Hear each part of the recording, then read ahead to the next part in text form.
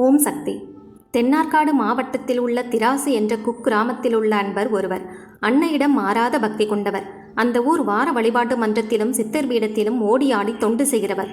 எந்த விசேஷமானாலும் அம்மாவுக்கு ஆசையாக ஒரு பட்டுப்புடவை வாங்கி வந்து அபிஷேகத்தின் போது சாத்துவது அவர் வழக்கம். ஒவ்வொருவர் வாழ்க்கையிலும் ஒரு சோதனை கட்டம் வரும். அவருக்கும் அது வந்தது.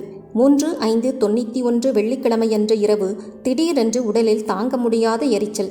கண்ணங்கரையிலென்று ஏதோ ஒரு உருவம் தன்னை அழுத்துவது போல ஒரு உணர்வு. திமிரிக்கொண்டு கூக்குரல் இட முயன்றார். பேச்சு வரவில்லை. எழுந்து உட்கார முடியவில்லை. வலது கையும் காலும் உணர்ச்சியற்று போய்விட்டன.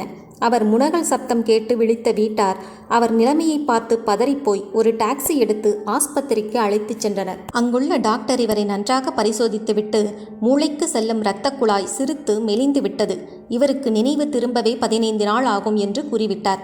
ஆனால் மறுநாளை உணர்வு திரும்பியது. அவரை கவனித்த டாக்டர் அவர் கையில் அணிந்திருந்த அம்மா மோதிரத்தை பார்த்துவிட்டு, இந்த அம்மா தான் உங்களை காப்பாற்ற வேண்டும் என்று கூறிவிட்டு மருந்து கொடுத்துவிட்டு சென்று விட்டார். அன்று இரவு 1 மணிக்கு அவருடைய கனவில் அவருடைய அண்ணன் மகள் செவ்வாடையில் அதர்வன பத்திரகாளி போல சடை முடியோடு வந்து காதருகே குனிகிறாள். இன்றிலிருந்து உனக்கு புத்துணர்ச்சி தருகிறேன், காலையில் எல்லாம் சரியாகிவிடும், என்னை திரும்பிப்பார் என்று கூறி உடலை புரட்டுகிறாள். அம்மா என்று சொல், அம்மா என்று சொல் என்று கன்னத்தில் அடிக்கிறாள். அடுத்த கணம் அம்மா என்று கதறுகிறார்.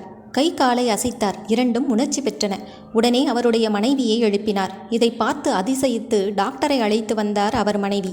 இது சாத்தியமில்லையே, இது அற்புதம்தான் என்றார்கள் டாக்டர்கள். ஆனாலும் சில நாட்கள் மருத்துவமனையிலேயே இருக்கட்டும் என்றனர். திங்கட்கிழமை விடியல் 3 மணியளவில் அவருக்கு மீண்டும் ஒரு கனவு. யாரோ ஒரு ஆண் நெற்றியில் திருநாமத்துடனும் அவருடன் ஒரு பெண் நெற்றியில் குங்குமமும் பளிச்சிட வருகிறார்கள்.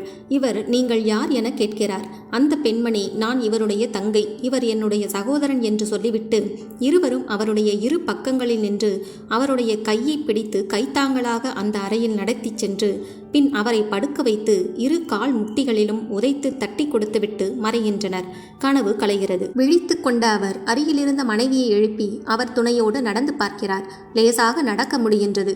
பின் டாக்டர் வந்து பார்த்துவிட்டு, இதென்ன எல்லாம் அதிசயமாக இருக்கிறதே, இந்த மாதிரி வியாதி வந்தவர்கள் இன்னும் குணமாகாமல் இந்த ஆஸ்பத்திரியில் இருக்கிறார்கள்.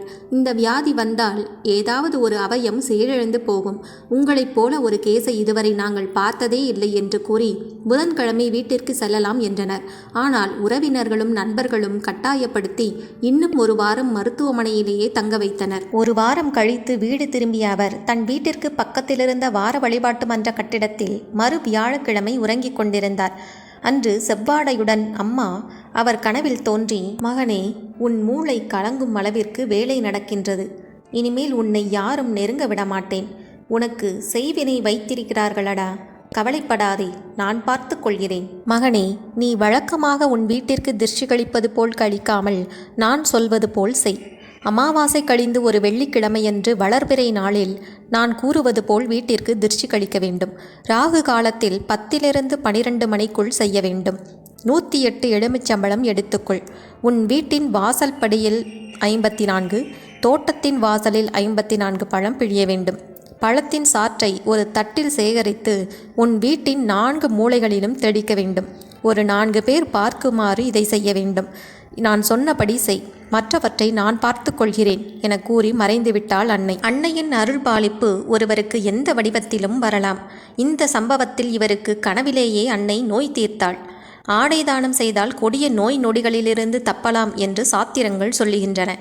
அவர் அம்மாவுக்கு அடிக்கடி அபிடேகம் செய்து பட்டுப்புடவை சாத்தியவர். அந்த பக்தியும் தொண்டும் அன்னையின் திருவருளுக்கு காரணமாக இருக்கலாம். ஓம் சக்தி.